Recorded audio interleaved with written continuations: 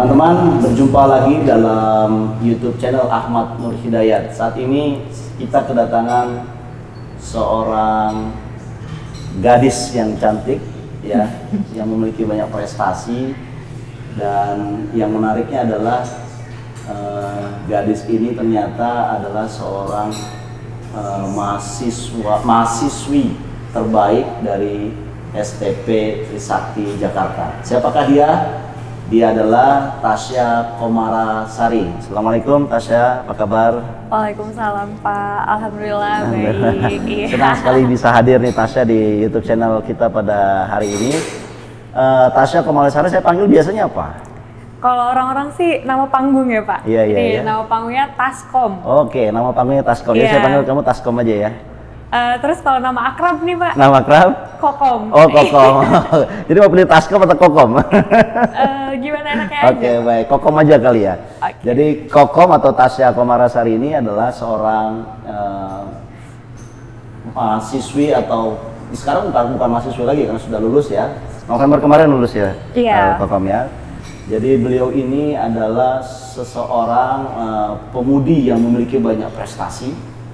Dan yang paling top adalah prestasinya kalau menurut saya adalah sebagai mahasiswa terbaik ya dari STP Trisakti dengan IPK, sebutin boleh nggak ya? Boleh kali ya, walaupun itu katanya sensitif. 3,92 teman-teman. Jadi Kokom ini IPK-nya 3,92. Padahal kalau saya lihat IP waktu di angkatan saya dulu ya, waktu saya mahasiswa, IP yang punya nilai segitu tuh biasanya dia nggak punya prestasi. Karena dia hanya SO istilah kita, study oriented. Tapi tamu kita pada hari ini adalah seseorang yang IP-nya dahsyat, tetapi prestasinya luar biasa. Ya, saya kira saya ingin tanya sama Kokom seputar diri Kokom dulu. Kokom ini aslinya orang Kuningan. Iya, aku di Kuningan, Jawa Barat. Kuningan, Jawa Barat. Kemudian di Lebakwangi ya kira-kira ya? Iya, itu kecamatannya. Kecamatannya. Kemudian ke Jakarta itu merantau sekolah kuliah di STP Trisakti. Terus emang dapat beasiswa juga 50% dari STP Trisakti. Wow, luar biasa. Iya. Dari awal sampai akhir. Iya, jadi emang dituntut prestasi harus nomor 1. Luar biasa. Makanya nggak cuma IPK, tapi prestasinya juga harus jadi dari awal aja sudah punya komitmen untuk berprestasi gitu ya? Iya. Taskom milih sekolah tinggi pariwisata di Trisakti di Jakarta. Kalau boleh tahu, kenapa pilih di Jakarta dan kenapa Trisakti? Kenapa pilih di Jakarta dan kenapa Trisakti? Kayaknya cuma itu doang yang nerima saya Pak. Merendah kamu ya? Iya, enggak karena waktu itu saya daftar ke 7 universitas di negeri, tapi nggak ada yang nerima. Jadi saya tuh cuma daftar ke 2 universitas swasta dan dua-duanya keterima gitu. Nah, berangkat dari pengalaman pahit itu akhirnya saya bertekad nih untuk kayak oke, nanti ketika kuliah saya harus menjadi orang yang memang terpilih gitu. Dia istilahnya punya edukasinya yang bagus, terus punya prestasi. Dari situ mungkin jadi terbangun komitmen ya untuk meraih apa yang saya cita-citakan. Jadi saya nggak mau gagal untuk kedua kali lah ya, gitu lah. Iya. Saya ingin berhasil. Dan walaupun ini padahal Trisakti itu nggak jelek-jelek amat loh. Trisakti itu hebat loh, orang masuk Trisakti bagus, susah Pak, banget. Apalagi kalau saya lihat kamu dapat beasiswa di Trisaktinya kan, itu menunjukkan betapa berprestasinya udah Trisaktinya top dan kamu dapat beasiswa luar biasa. Alhamdulillah. Jadi 7 universitas disebutin tuh Jawa pasti gitu kan? Iya, Jawa. Jawa tuh ya, mulai dari ujung Jawa sampai ke mungkin ke timur gitu juga ya. Kenapa nggak kamu ingin coba tahun depan misalkan? Nggak diiniin sih sama orang tua karena waktu terus berputar ya. Waktu itu saya masih kayak bingung harus kayak gimana dan orang tua nyaranin ya udah nggak apa-apa kita di swasta aja tapi kita berkomitmen ya karena kita tuh apa ya, kalau aku sih udah diwanti-wanti dulu, ayo dong coba masuk negeri gitu. Tapi ternyata nggak bisa, oke nggak apa-apa, cuman kamu ada komitmen ya karena kamu dulu udah gagal nih masuk negeri, nah sekarang sekolahnya harus bener, di Jakarta jangan ikut kena pergaulan yang enggak gitu kan ya. Jakarta kan keras, ibu kota ya, banyak pergaulan yang aneh-aneh ya. Tapi kamu nggak terpengaruh itu? sedikit. Sedikit. Iya. Iya. Oke. Kalau dilihat dari prestasi kamu ya, Taskom ya, banyak sekali prestasi. Yang terakhir ini adalah pemuda berprestasi Kabupaten Kuningan 2021. Iya. Dan ini kan pasti dinilai dari kiprah prestasinya, kemudian dari semangat untuk meraih prestasinya. Susah nggak sih mendapatkan menjadi pemudi berprestasi? Susah banget. Susah ya? Susah Pak, karena ini kejadian aku ya. Kalau boleh aku jujur kan, aku tuh memang waktu magang juga di Dinas Pariwisata Kabupaten Kuningan. Dan kan yang menyelenggarakan ini Dinas Pariwisata kan.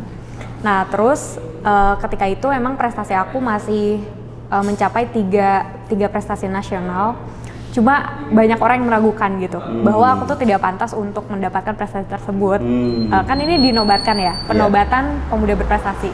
Nah akhirnya di tahun-tahun berikutnya aku achieve banyak hal. Aku dapat 5 prestasi nasional, kemudian prestasi internasional 2 kali. Untuk dapat membuktikan kalau aku tuh pantas di 2021 dapetin pemuda berprestasi. Jadi harus punya sebuah prestasi nasional dan internasional. Wah berat amat ya. Kalau bagi aku sih gitu, karena itu ada tambahan pressure sosial gitu. Iya. Karena istilahnya aku memang punya relasi di dalam dan orang-orang akan meragukan, itu gara-gara bapaknya orang sono, gitu. pasti dapat gitu. Padahal untuk mencapai ke sana tuh aku mati-matian gitu. Betul. Luar biasa ya. Dan alhamdulillah ini terbukti kan. 2 prestasi internasional kamu adalah sebagai di esai di Guilin United Nations ya. Oh kalau itu nominasi International MUN. Essay Competition Guilin China 2020. Satu lagi adalah di kalau yang delegasi internasional model United Nations Bali 2019 ini termasuk dilombakan atau? Iya, itu lomba. Jadi itu delegasinya terpilih sih di kampus, cuma ada beberapa. Iya, bayangkan ya. Pinter, cantik, kemudian ikut model juga menang. Wah, itu ini modelnya bukan model yang delegasi ya, tapi ya delegasi ya, menunjukkan kebanggaan Indonesia ya, luar biasa. Iya, betul. Jadi bukan model yang aneh-aneh gitu ya? Bukan model yang cantik gitu, bukan. Tapi kita kalau MUN itu bagaimana kita menjadi seorang yang istilahnya bergerak di negara tertentu, mewakili atau memodeli untuk mengangkat sebuah isu gitu. Iya. Saya mau tanya lah ini satu pertanyaan yang pasti banyak ditanyain sama cowok-cowok. Kriteria suami yang ideal menurut kamu seperti apa? Kok jadi kesini sih, Pak? Gimana? Nggak apa-apa kan? Boleh kan? Yang general aja, yang general. Jangan sebutin namanya, kalau sebutin namanya nanti bahaya ya. Lebih mungkin ya saya realistis ya Pak ya? Iya, realistis. Enggak sih. Okay. Mungkin orang mikirnya tipe pasangan dan lain-lain. Kalau saya lebih milih yang bisa ngimbangin diri saya sih. Kayak saya tuh orangnya senang bergaul, senang ngobrol sama orang baru, terus ingin melakukan banyak hal gitu. Jadi inginnya cowok yang support kita, apapun yang kita lakukan gitu. Kalau bisa ya kaya raya ya, kaya raya ya, ganteng, soleh, ya, anak semata wayang. Enggak boh. Enggak. Tapi yang penting yang bisa mengimbangin aktivitas kamu. Apa sih sebenarnya yang kamu ingin kejar setelah kamu lulus S1? Apa yang mau kejar itu? Saya sih simpel aja ya Pak, kayak saya pengen coba S2 jadi dosen, terus saya buka bisnis dan bermanfaat buat orang-orang sekitar. Saya lihat ketertarikan kamu sama pariwisata dan UMKM ini luar biasa ya. Di antaranya kamu juga sering ngajarin mahasiswa untuk mereka ikut kompetisi bisnis ya? Iya. Saya dengar begitu ya? Iya, jadi saya tuh orangnya senang sharing gitu kan Pak. Sedikit ilmu yang saya punya tuh saya pengen cepet-cepet kasih ke orang gitu, karena apa gunanya saya tahu suatu hal tapi kalau nggak bermanfaat, entah itu buat diri saya ataupun buat orang lain gitu. Dan saya tuh kalau bisa dibilang sering mengedukasi emang kayak dari bawaan dirinya, emang pengen ngajar gitu. Kalau saya dipilih untuk memilih jalan profesi, ya saya maunya jadi guru gitu, jadi dosen. Jadi dosen, jadi pengajar. Pengajar. Itu panggilan itu dari mana? Apa orang tua kamu guru juga? Iya. Oh, okay. Jadi itu guru. menginspirasi, kedua orang tua kamu menginspirasi kamu untuk memberikan. Kalau mama sih guru di SMK gitu. Jadi kayak emang dari kecil tuh udah ngelihat beliau ngajar, sharing ilmu. Lebih kan kalau misalkan emang kita ngasih ilmu itu akan berdampak ke kehidupan anak-anak atau orang lain gitu. Nah itu yang membuat saya kayak oke, ini akan bermanfaat untuk kehidupan banyak orang. Padahal orang tuh yang jadi dosen itu gajinya sedikit loh. Iya, saya udah di warning. Udah dilihat, udah tahu lah. Sering cerita gitu. Okay. Saya kan tipe orang yang suka bereksperimen ya gitu. Okay. Saya nanya ke dosen-dosen saya kalau jadi dosen tuh kayak gimana, tantangannya apa. Terus kalau milih mendingan kerja di industri atau jadi dosen gitu.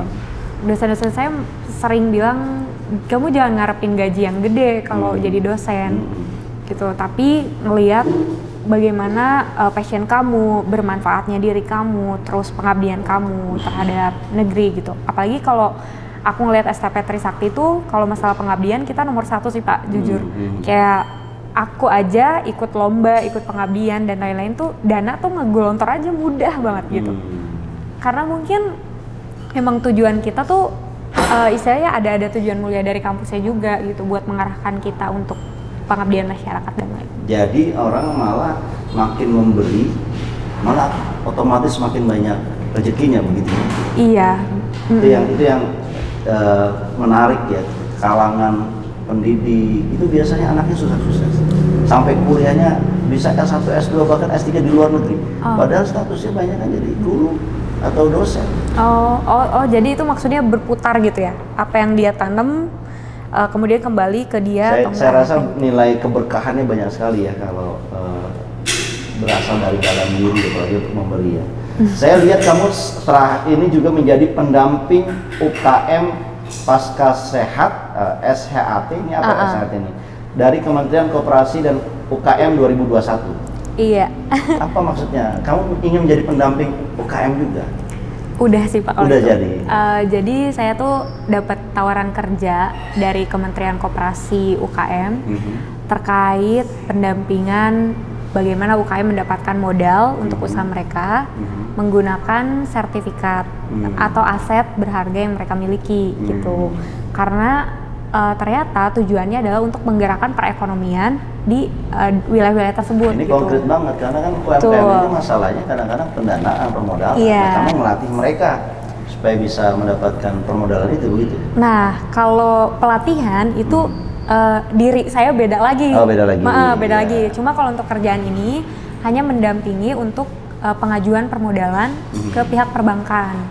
Gitu. Jadi mendampingi itu artinya dari A sampai Z sampai dia ini dibantu lulus, sampai dia bisa emang dapat pembiayaan modal dari bank ini. Iya betul. Alhamdulillah kemarin baru di project 4 bulan itu mencairkan 363 juta dan untuk menggerakkan perekonomian lokal gitu. Karena dari kementerian itu dipilih satu kabupaten satu pendamping SHAT, sertifikat hak atas tanah. Oke, nah ini saya mau masuk ke isu UMKM ya. Kamu orang yang mendampingi, kemudian background kamu juga pariwisata yang kemudian kaitannya juga sama UMKM. Sebetulnya menurut kamu kenapa sih UKM atau UMKM di Indonesia itu tanda kutip ya belum berkembang? Mungkin kita kategorikan dulu kali ya Pak. Nah untuk si definisi UMKM-nya ini kan usaha mikro, kecil, menengah gitu ya. Nah untuk nilai usaha mikronya itu kalau nggak salah sekarang ada revisi ya Pak? Iya. Itu berapa tuh Pak? Kamu kata saya ya? Udah saya nggak update ya. Kalau nggak salah 500 juta atau yang kecil ya? Segituan 500 juta itu untuk per tahun kan? Per tahun. Omset atau? Omsetnya nggak 500 juta. 500 juta ini sebetulnya dikategorikan untuk usaha-usaha apa aja gitu. Nah itu tuh kalau menurut saya tuh belum terlalu jelas gitu. Jadi pendefinisiannya ini masih blur menurut kamu ya? Menurut aku. Kemudian nggak jelas begitu. Jadi perkembangannya tuh ketika si marketnya atau mendefinisikan kategorinya aja udah kayak istilahnya terlalu luas gitu ya. Kayak kita nggak tahu UMKM-nya itu ada yang kelontongan kah, ada yang pabrik tahu kah, ada yang industri apa gitu. Karena ketika saya lihat misalkan pabrik tahu, waktu itu saya survei, dia per bulannya 170 juta. Kan kalau misalkan setahun lebih dari itu kan. Nah, apakah itu emang tergolong usaha mikro? Tapi kan istilahnya kita nganggapnya kayak seolah-olah oh ini masuknya usaha mikro nih di mindset masyarakat tuh. Gitu. Jadi kayak merancu aja gitu. Iya, hebatnya anak milenial itu bicara kebijakan publik. Aduh, Bapak, saya orang pariwisata. tapi benar, saya setuju. Pendefinisian itu harusnya kita ikut benchmark aja. Karena kalau di negara lain, misalkan ada negara lain yang menetapkan yang disebut mikro itu adalah 1M ke bawah dalam standarnya Eropa misalnya. Jadi meskipun dia kelihatannya besar, tapi kalau masih 1M ke bawah, dia harus mendapatkan perlindungan dari negara dan dari stakeholder, baik itu daerah atau nasional, sehingga dia belum bisa untuk berkompetisi seperti halnya di company misalnya. Nah itu kan menguntungkan buat para pelaku-pelaku mikro ya. Kalau di kita gimana tuh Pak? Kalau kok malah kamu yang nanya, kan saya nanya. Iya nggak apa-apa dong kan Iya. Tapi menarik. Kamu termasuk anak milenial kan, tapi bicara UMKM-nya itu sangat fasih sekali menurut saya, dan hebat ini emang mendampingi UKM ini punya banyak ilmu ya, punya banyak pengalaman. Kamu bisa sharing nggak apa yang membuat pastinya UKM kan males ngituin pembiayaan, apalagi harus ada jaminan misalkan. Iya, lebih ke sebetulnya awalnya ketika nggak tahu tujuan program ini itu apa gitu, maksudnya ada kerancuan gitu ya. Karena ketika saya terjun di dunia bisnis dan membutuhkan permodalan, udah pasti nyarinya ya ke perbankan kan. Iya. Ya itu tuh sebenarnya kayak udah hukum alam kalau dilihat secara sekilas gitu. Tapi ketika survei ke desa-desa kecil gitu, banyak banget UKM yang kesulitan untuk mengakses permodalan itu karena mungkin pihak perbankannya juga pasti milih-milih gitu, milih-milih orang tuh kayak gimana, ini tuh usahanya apa dan gimana dan lain-lain gitu, kemampuan dia untuk membayar itu kayak gimana. Nah itu lebih panjang prosesnya ketika tidak didampingi. Iya, karena dia harus menjalin relasi sendiri kan. Belum lagi nanti karakter orang perbankannya mau nggak nolongin sampai sedetail itu. Nah, tapi ketika ada sosok pendamping UKM yang hadir, itu tuh istilahnya jadi jembatan, jadi konduktor untuk oke, aku udah ngelihat bisnis ini nih, coba tolong Bang dilihat dong, ini sebenarnya berpotensi kok untuk ke depan, kita tinggal ngebantu doang. Gitu. Hebat sekali Taskom ya dalam memberikan pengabdian ya kepada UMKM di Indonesia, dan saya kira ini perlu kita tiru ya teman-teman. Saya ingin satu tanya, ini kalau dilihat kayaknya keinginan untuk mendorong orang lain berwirausaha itu sangat tinggi ya di dalam dirinya Taskom ini. Apa sih yang kamu punya keinginan seperti itu, apa yang melatar belakang? Pandemi sih Pak. Pandemi. Sadar banget ketika pandemi itu kan saya di rumah. Nih, saya kan orang kampung nih Pak. Orang kampung yang ada di Kuningan gitu ya. Gimana orang kampung yang ada di tempat lain? Kampung emang, maksudnya saya tinggal di desa. Ketika pandemi itu saya merhatiin ke orang-orang desa tuh pengangguran, jadi pengangguran karena dia dipecat kan. Terus kondisi mereka juga kerjanya serabutan, kemudian suaminya serabutan, istrinya nggak kerja. Itu tuh kayak saya bingung, kok ada gitu. Istilahnya bagaimana caranya menciptakan sesuatu yang membuat mereka berdaya gitu. Ya udah, akhirnya saya sampai ngeliat gitu, saya mempelajari diri saya ini gimana untuk memecahkan masalah lingkungan saya. Saya baca-baca buku, saya membangun relasi juga. Saya sempat kerja di pabrik roti selama 1 bulan untuk tahu bagaimana sistem bisnis bisa memecahkan masalah pengangguran ataupun membuka lapangan pekerjaan. Gitu. Jadi selama saya istilahnya ngeliat usaha orang lain, itu saya belajar gimana cara manajemen konflik, terus menyelesaikan masalah, kemudian pada akhirnya berdaya, gitu. Itu tuh yang ngebuat saya kayak oke, bener nih ternyata pas saya kerja di situ banyak yang kerja juga kan. Ini tuh yang akan ngasilin lapangan pekerjaan gitu. Terus kalau misalkan masalah kesejahteraan diri kita sebagai pembisnis itu juga awalnya saya nggak yakin saya bisa sejahtera gitu. Karena sering dengar kalau jadi pembisnis itu sekarang bisa punya uang 100 juta, besok kehilangan 200 juta, kayak gitu kan. Benar, nggak jelas ya maksudnya. Iya, dinamikanya terlalu kuat gitu. Tapi saya selalu baca buku, saya selalu dengar hal-hal yang bermanfaat gitu, yang ngebuat saya yakin, oke, gimana caranya biar si bisnis ini nanti tetap berjalan gitu. Akhirnya kalau Bapak sering dengar Robert Kiyosaki, ada 4 kuadran nih pilihan kehidupan gitu kan. Saya milih di mana.